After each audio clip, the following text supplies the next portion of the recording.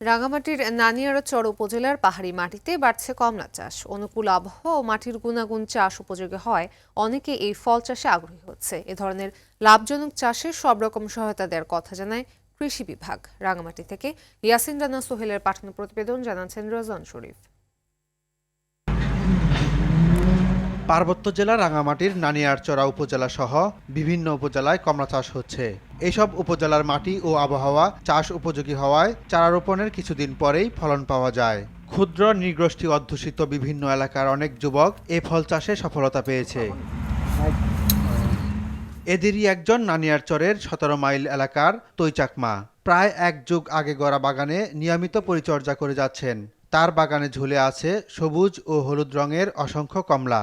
প্রতি বছর কয়েক লাখ টাকার কমলা বিক্রি হয় বলে জানান তিনি। আমি প্রায় ৪ বছর আগে থেকে শুরু করছি এটা। এখন মোটামুটি ভালো লাভ করছে।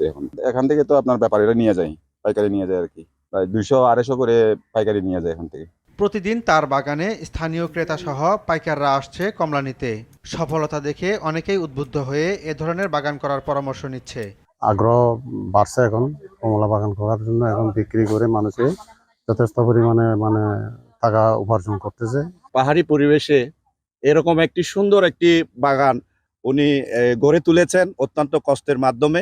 সামনে তারা যদি সেরকম সরকারি পৃষ্ঠপোষকতা পায়, তাহলে এই রাঙামাটির এই প্রত্যন্ত অঞ্চলে তাদের সেই বেকারত্ব দূর হবে বলে আমি আশাবাদী। এ ধরনের ফলদ বাগান অর্থনৈতিক সমৃদ্ধি আনে, তাই উদ্যোক্তাদের সব রকম সহায়তা দেওয়ার কথা জানান এই কৃষি কর্মকর্তা।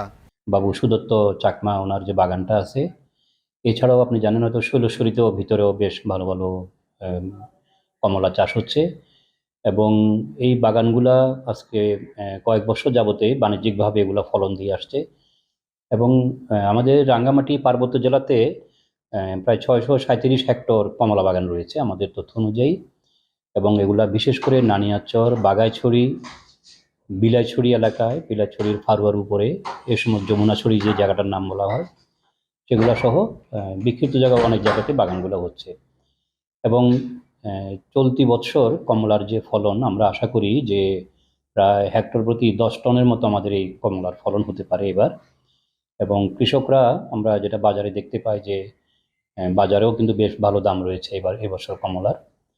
আর আমরা যদি এই ধারাটা ধরে রাখতে হয়, আমার একটা পরামর্শ থাকবে যে কৃষকরা যাতে ফল সংগ্রহ করার পরপর যাতে বাগানগুলোকে যত্ন করে পরিচর্যা করে এবং যে সমস্ত বাগানে পরিচর্যা করা হয় এবং পরবর্তী বছর দেখা যায় সেই সমস্ত বাগানে প্রচুর পরিমাণে কমলা আমরা পেতে পারি এবং কমলা বিশেষ করে ভালো একটা পরিচর্যা দরকার হয়।